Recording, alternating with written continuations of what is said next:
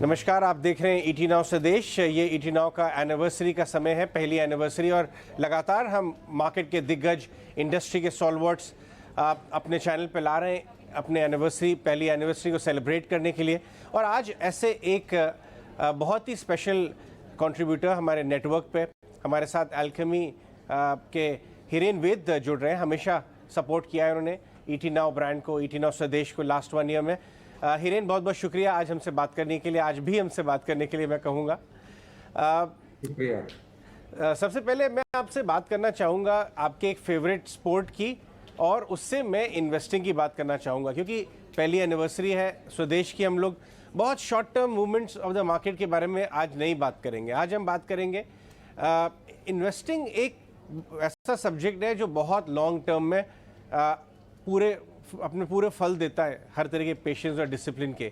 और आपका favourite sport है लॉन्ग डिस्टेंस रनिंग, मैराथन जो आप करते हैं, और अब जर्मनी में भी मैराथन के लिए जा रहे हैं जी। क्या आपको कॉमन बातें दिखती हैं इन्वेस्टिंग में और लॉन्ग डिस्टेंस रनिंग में?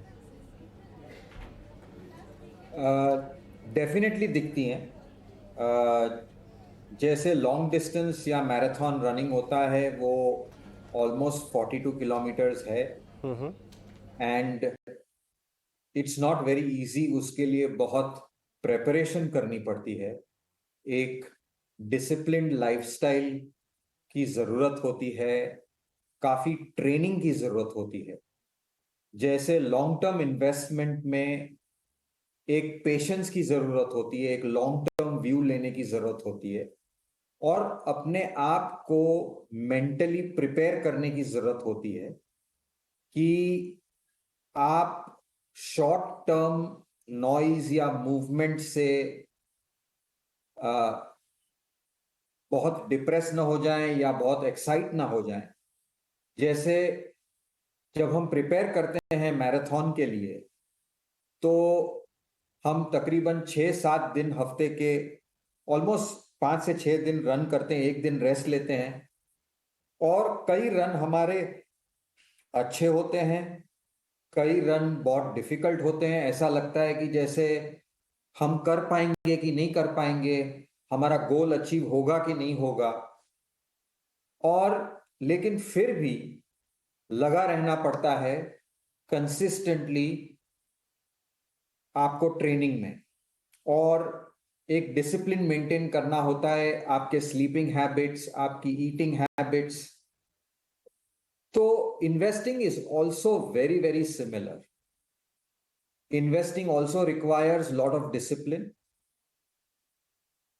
आप कैसी कंपनियां चूज करते हैं, आप क्या बहक जाते हैं न्यूज फ्लो से या शॉर्ट टर्म प्राइस मूवमेंट से, तो ये सब जो डिस्ट्रैक्शंस होते हैं उनसे कैसे दूर रखना, और कैसे अपनी ट्रेनिंग और अपनी डिसिप्लिन के साथ ट्रेन करना, तभी जाके आप 42 किलोमीटर्स की रेस कंप्लीट कर सकते हैं इंजरी फ्री, राइट। तो जो गेम में या जो स्पोर्ट में इंजरी होती है, वैसे ही अगर आपको लॉस फ्री या अपनी कैपिटल को अगर डेप्रिशिएट नहीं करना है, which I would call injury free investing, right, तो you have to have the right fundamentals. आपको सही कंपनी चूज करनी है, फिर उसको आपको पेशेंस रखना है। You have to let the body develop the strength, and similarly investing में you have to have the mental strength to stay with the story for a long period of time. बिल्कुल। तब जाके compounding के benefits मिलते हैं। तो मेरे हिसाब से मैंने बहुत कुछ सीखा है while running. It has given me a lot of ideas and thoughts about investing and how you have to be consistent, how you have to be disciplined, and only then will the results follow. Interesting, बहुत शानदार। हिरेन, बात अब ये भी निकल के आ रही है, क्योंकि आपके पास 25 साल का तजुर्बा है इन्वेस्टिंग का, और आपने इंडियन मार्केट में टेरेन में हर तरह के उतार चढ़ाव में इन्वेस्ट किया है। बात ये निकल के आ रही है कि इस समय जब हम खड़े हैं 75 year of independence, almost $3 trillion की साइज हो गई है। गवर्नमेंट की policies, clean balance sheets corporates की, और एक बढ़िया domestic demand plus overseas opportunity, कुछ ऐसा लग रहा है कि स्टार्स अलाइन कर रहे हैं, दिशाएं ऐसी बन रही हैं कि यहाँ से 8 से 10 साल का एक बहुत बढ़िया इन्वेस्टिंग का फेज बन सकता है। क्या आप इस बात से सहमत हैं और आप कौन से इंडिकेटर्स देख के एक्साइटेड हैं? क्योंकि इकोनॉमी का अगर ऐसा रनवे, बढ़िया रनवे बनेगा तो मार्केट का भी रनवे उसके साथ फॉलो करेगा। आपने बिल्कुल सही कहा अजय कि जो माहौल बन रहा है, जो हम बोलते हैं कि there are very few times when everything falls into place. जब ऐसी सिचुएशन आती है जब आपको लगता है कि सब कुछ ठीक ठाक बैठ रहा है, वैसा ही एक समा या माहौल बन रहा है कि हमें लग रहा है कि नेक्स्ट 5-10 इयर्स इंडियन इकोनॉमी की काफी अच्छी ग्रोथ होगी, और ये ग्रोथ मेरे हिसाब से ब्रॉड बेस्ड होगी। ये ऐसा नहीं है कि ग्रोथ सिर्फ लार्ज टॉप 50 कंपनीज में होगी। हालांकि ये हमने कई बार सुना है अभी कि जनरली स्पीकिंग कंसोलिडेशन हो रहा है, the big is getting bigger. जो बड़ी कंपनियां हैं वो और बड़ी हो रही हैं, वो मार्केट शेयर ले रही हैं छोटी कंपनियों से। ये सही है, परंतु मुझे ये भी लग रहा है कि अगर इंडिया को 3 ट्रिलियन से 10 ट्रिलियन होना है, तो ये सिर्फ केवल बड़ी कंपनियों के ग्रोथ से नहीं होगा। काफी सारी स्मॉल और मिड साइज कंपनीज भी ग्रो होंगी, और जो ब्रेथ है इकोनॉमी की वो मेरे हिसाब से काफी बढ़ेगी। और इसलिए हमने अभी हाल ही में एक small and mid cap AIF launch किया है जिसका नाम है इमर्जिंग लीडर्स ऑफ टुमारो। तो हमने जो पिछले कई वर्षों के जो लीडर्स हैं वो तो हमने देखे हैं, उनकी कंसिस्टेंट ग्रोथ, उनका कंसिस्टेंट रिटर्न देखा है मार्केट में।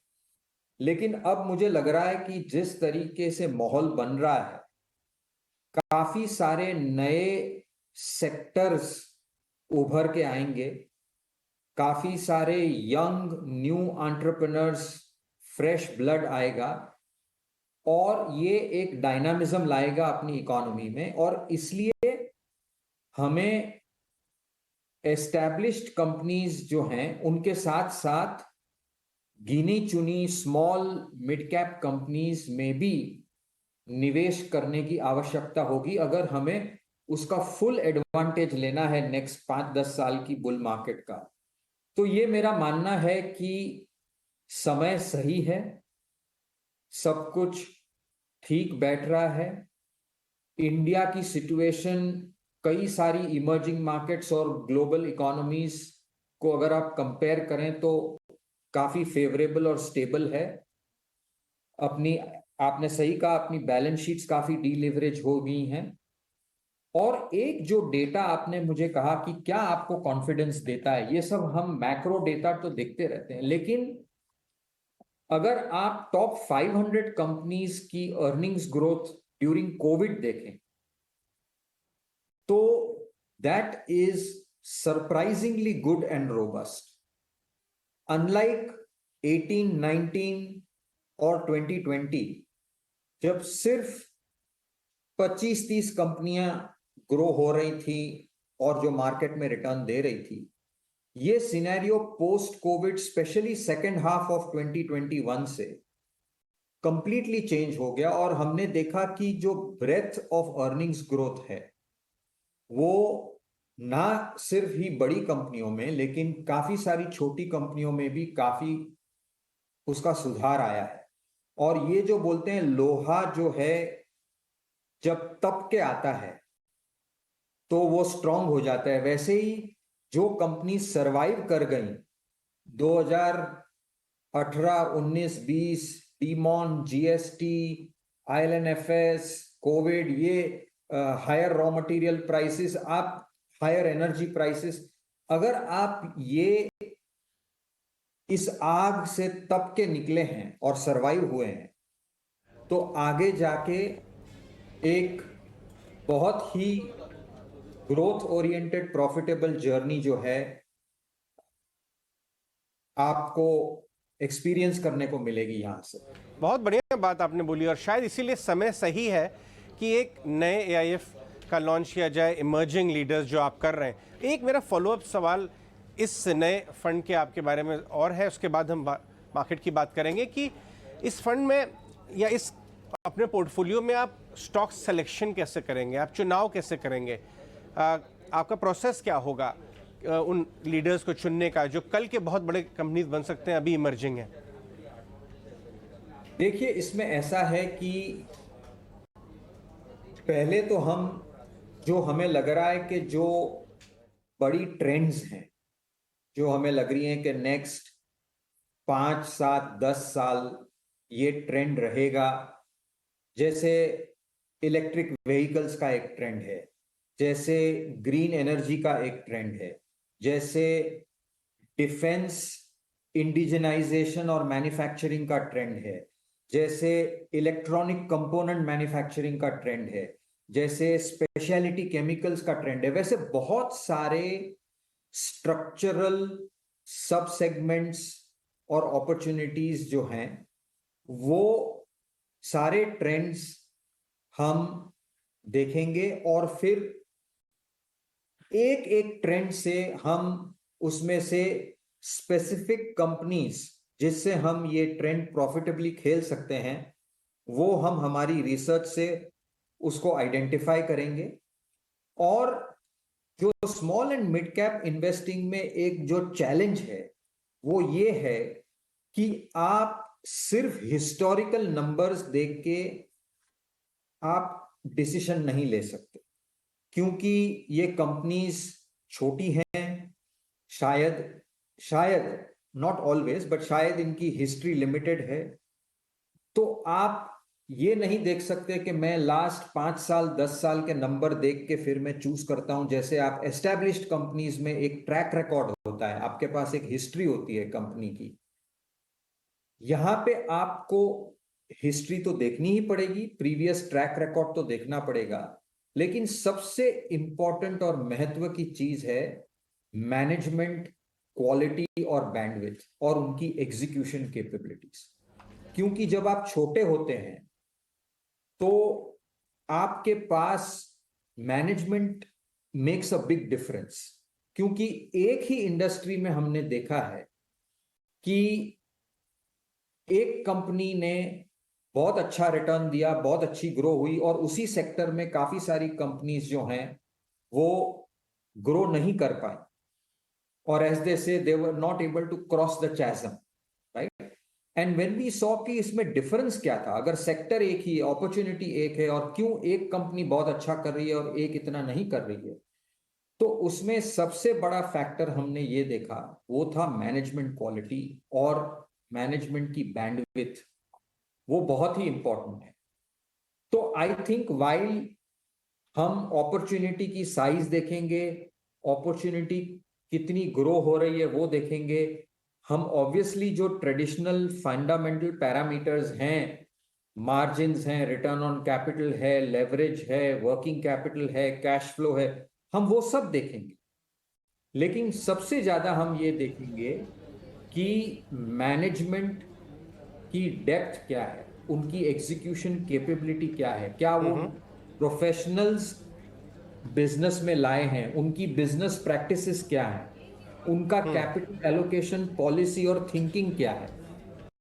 और ये जो है ये एक कॉम्बिनेशन ऑफ क्वालिटेटिव फैक्टर्स और एक एक्सपीरियंस जो हमने देखा है, जो राइट एट्रीब्यूट्स देखने चाहिए कंपनीज में, ये हमें हमारी फ्रेमवर्क में हमने ये डाला है कि हम क्या सवाल पूछ के और क्या देखकर इस चीज को जांच कर पाएंगे बियॉन्ड द फाइनेंशियल नंबर्स।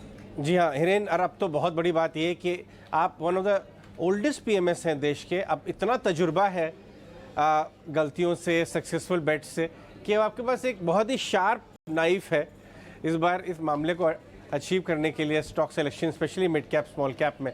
मैं आपसे एक बात पूछना चाहूँगा, हाल ही में मैं पढ़ रहा था टाटा ग्रुप जो कि देश का वन ऑफ द सबसे बिगेस्ट ग्रुप्स है, वो $100 बिलियन का अगले कुछ सालों में निवेश अपने देश में कर रहे हैं।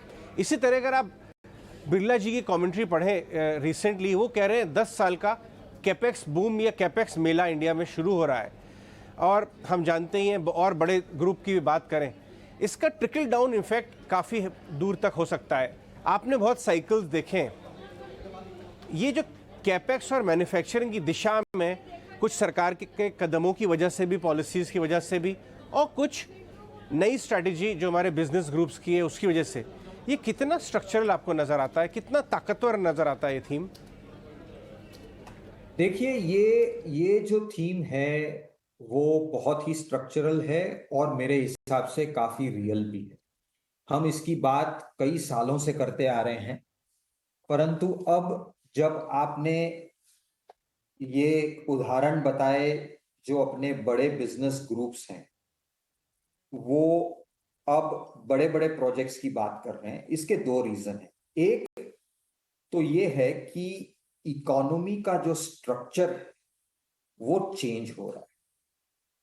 फॉर एग्जाम्पल, आपकी जो पूरी एनर्जी वैल्यू चेन जो पहले कोल बेस्ड थी या oil and fossil fuel based थी, वो धीरे धीरे अब न्यू एनर्जी की तरफ जा रही है और हर एक कंपनी को इन्वेस्ट करना पड़ेगा। आज मेरे दफ्तर में एक छोटी सी गुजरात बेस्ड सीमेंट कंपनी के एंटरप्रेन्योर आए थे मिलने, और छोटी कंपनी है, 2 मिलियन टन की कैपेसिटी है।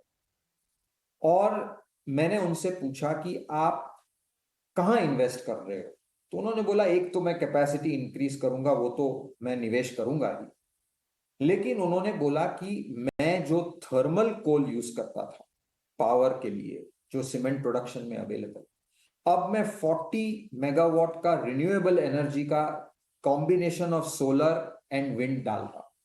तो मेरे कहने का यह मतलब है कि अगर आप ट्रेडिशनल इंडस्ट्री भी हैं तो आपको काफी नया केपेक्स करना पड़ेगा, या आपके फ्यूल पे, कल उठ के आप ऑटोमेशन करेंगे, डिस्ट्रीब्यूशन करेंगे। आजकल हर एक इंडस्ट्री में आप इंडस्ट्रियल प्रोडक्ट बेच रहे हो या कंज्यूमर प्रोडक्ट बेच रहे हो। आज अगर आप इंडस्ट्रियल प्रोडक्ट भी बेच रहे हो तो अदर देन फिजिकल डिस्ट्रीब्यूशन और डीलरशिप, ये तो है ही, लेकिन आज के दिन ये बहुत इंपॉर्टेंट है कि आप ऑनलाइन प्लेटफॉर्म्स पे भी हो, B2B प्लेटफॉर्म्स पे हो, राइट। आपको निवेश हर एक आपके बिजनेस के वैल्यू चेन में करना पड़ेगा।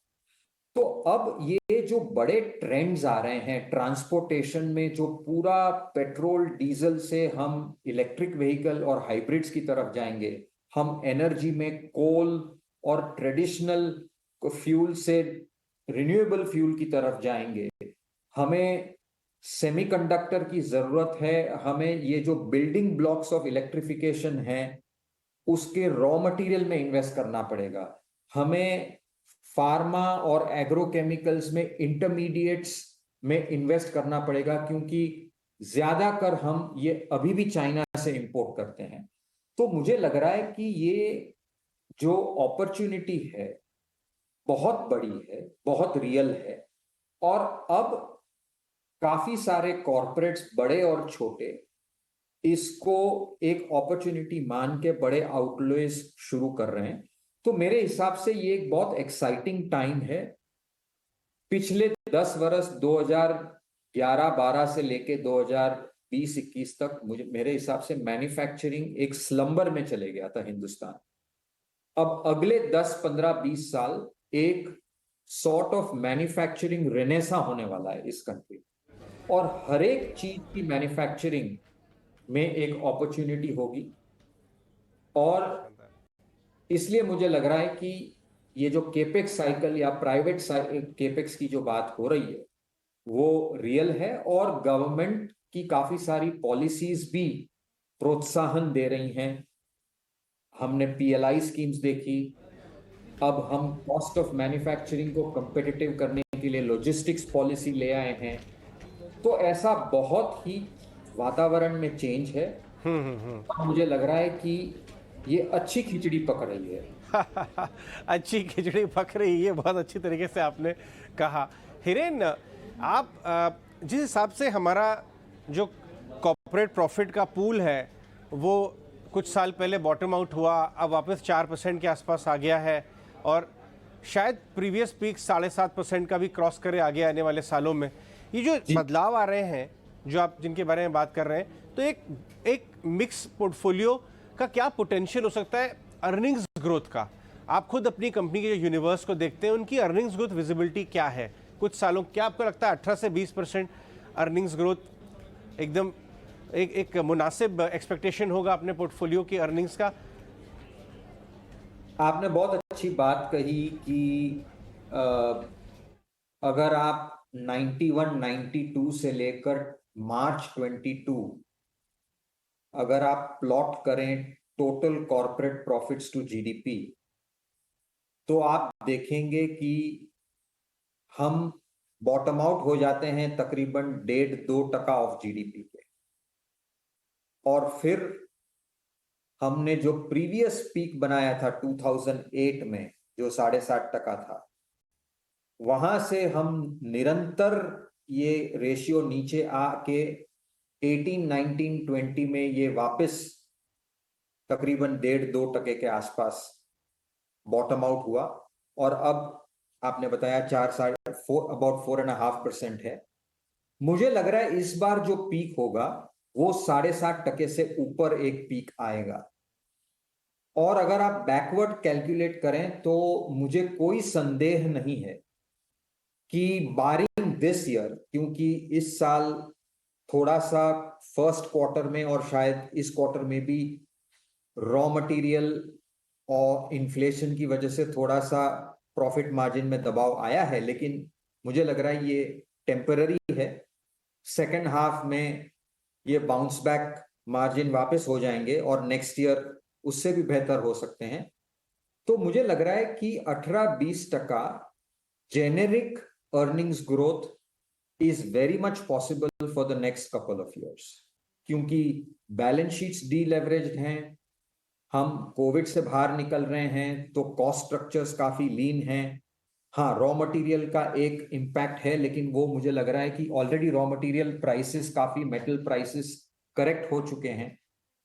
तो और हमने फॉर एग्जांपल हमारा जो पोर्टफोलियो है, जब उसके मैं नंबर देखता हूं तो मैं देख रहा हूं कि अगले 2 साल हमारी अंडरलाइन कंपनीज जो हमने खरीदी है वहां पे हमें एक एवरेज तकरीबन एटलीस्ट 25 से 30% प्रॉफिट ग्रोथ कंपाउंडिंग लग रहा है नेक्स्ट 2 साल में।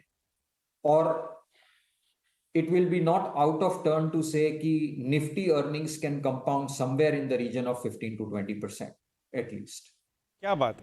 और शायद इसीलिए एक केयरफुली क्राफ्टेड पोर्टफोलियो, एक सोच बूझ करके जो आपने अपना फ्रेमवर्क बैठाया इमर्जिंग लीडर्स वाला, उस तरह की फ्रेमवर्क से तो काफ़ी बड़ा अल्फा भी पॉसिबल है। मैं आपको हम लोग वाइंड अप करेंगे डिस्कशन, उससे पहले कुछ पूछूंगा कि कुछ ऐसे राइजिंग सेक्टर्स आपको नज़र आते हैं जिसके ऊपर आपने काफ़ी डीप काम किया हुआ है, जहां हिस्टोरिक प्रॉफिट पूल खराब रहे हों, या तो इमीडिएट हिस्ट्री में 7-8-10 साल पहले, या हमेशा ही, लेकिन आगे आने वाले 5 से 7 साल में प्रॉफिट पूल्स दूसरे कारणों की वजह से बहुत बड़े बन सकते हैं? कुछ ऐसे स्पेसेस के बारे में आप बात करें जो ऑलरेडी वेल एस्टैब्लिश्ड स्पेसेस हैं, उसमें से बहुत ही क्लियर है कि कैपिटल गुड्स और ऑटोमोटिव, यहाँ पे जो प्रॉफिट पूल हैं वो काफी स्टैग्नेंट थे और अब यहाँ से मुझे लगता है कि 2x 3x इजीली हो जाएंगे प्रॉफिट पूल, बिकॉज ये कंपनियां एब्सोल्यूट टर्म्स में ग्रो नहीं हुई हैं। तो ये तो ट्रेडिशनल सेक्टर्स हैं, लेकिन अगर हम नए सेक्टर्स की बात करें तो